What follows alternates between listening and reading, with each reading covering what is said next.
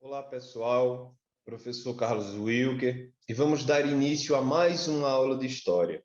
Quero cumprimentar aqui a nossa intérprete, a Cilândia, e hoje vamos iniciar um assunto que fala sobre o processo do fim da escravidão no Brasil. Vamos lá?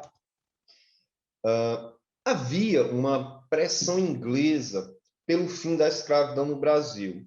E por quê? Quais eram os interesses da Inglaterra em que a escravidão no Brasil tivesse fim?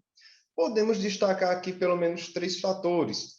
São fatores de discordâncias entre os historiadores, mas vamos fazer um resumo geral.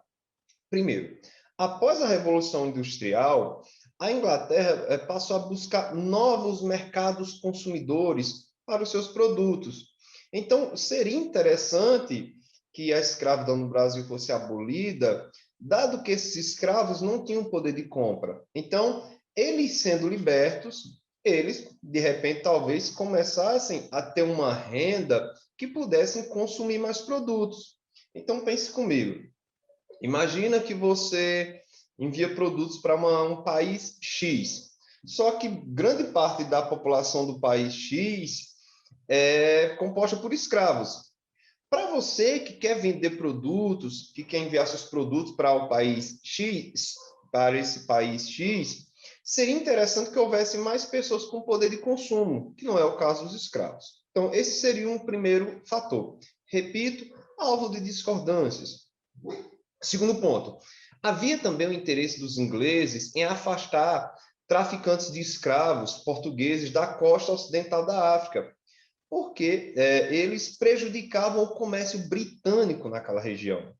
E um terceiro fator que a gente pode destacar é que também haviam pressões de grupos humanitários que pressionavam o parlamento inglês para o fim do comércio de escravos. Então, havia alguns políticos, alguns ativistas, que, por questões humanitárias mesmo, pressionavam pelo fim da escravidão, pelo fim do comércio de escravos. E aí a gente vai ver aqui algumas leis, algumas coisas que foram aprovadas nesse processo de fim da escravidão. Primeiro, a Lei Bill Aberdeen, de 1845. O parlamento inglês aprovou uma lei, a Lei Bill Aberdeen, que dava poderes para a esquadra britânica prender e punir qualquer navio negreiro encontrado pelos mares do mundo. Temos uma imagem aqui, uma representação de um navio negreiro tentando fugir, tentando escapar ali, se livrando de escravos. O Bill Aberdeen é uma pressão inglesa sobre o governo de Dom Pedro II, que na época era quem governava o Brasil, e que, de certa forma, surtiu efeito. Tanto é que, em 1850, vai ser aprovada uma lei aqui no Brasil chamada Lei Eusébio de Queiroz, que a gente vai conhecer mais adiante, que proibia definitivamente o tráfico de escravos no Brasil. Então, a Lei Bill Aberdeen, de forma resumida, é isso.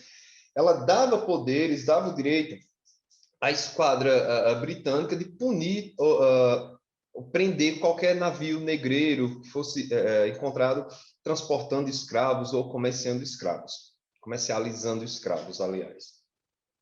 A Lei Eusébio de Queiroz.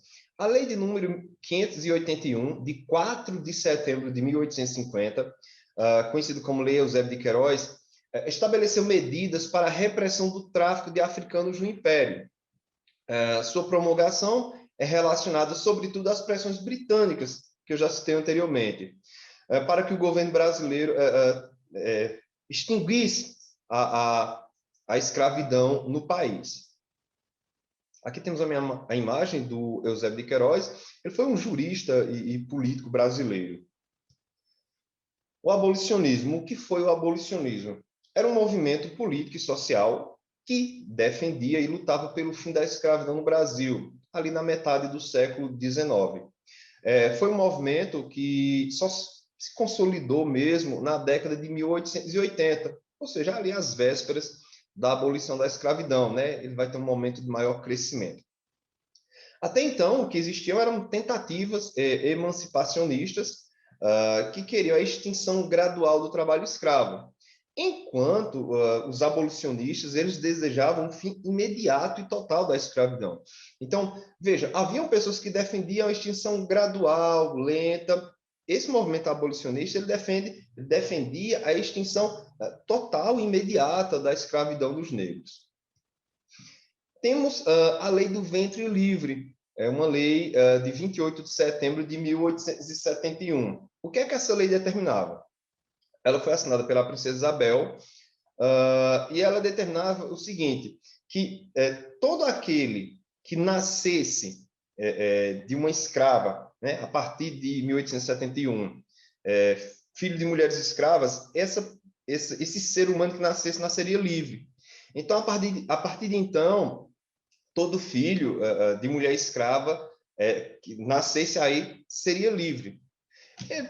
A lei dizia ainda que eles teriam que ficar sob um tempo, sob a tutela do senhor da mulher escravizada, mas, de toda forma, são pequenos avanços. Okay? Não é que ele nascia e já estava livre, até porque se trata de um ser humano recém-nascido, né? Ficava ainda sob a tutela do senhor da escrava. Mas, basicamente, é isso que a lei determinava, a lei do ventre livre. Temos a lei dos sexagenários, que é uma lei que é uma reação conservadora a algumas conquistas. É uma lei de 28 de setembro de 1885, também conhecida como Lei Saraiva-Cotegipe. E a lei dos sexagenários, ela concedia liberdade aos escravos com mais de 60 anos de idade. Agora, vamos levar em consideração alguns fatores. Poucos escravos chegavam à idade de 60 anos. Segundo, mesmo que o escravo chegasse à idade de 60 anos, ele, para o trabalho manual, para muitas tarefas, ele também já não servia. Então, você vê que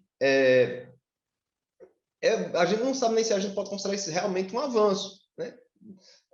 Pequena parte da população negra chegava à cidade, você chega a 60 anos, você não é mais útil, né? Sei lá, se de repente fosse uma lei que desse liberdade a um escravo, sei lá, após 25, 30 anos, né? Seria menos mal, mas após 60 anos, às vezes eu estou falando sobre esse assunto em sala de aula e meus alunos falam, professor, mas já com 60 anos já não adianta mais nada.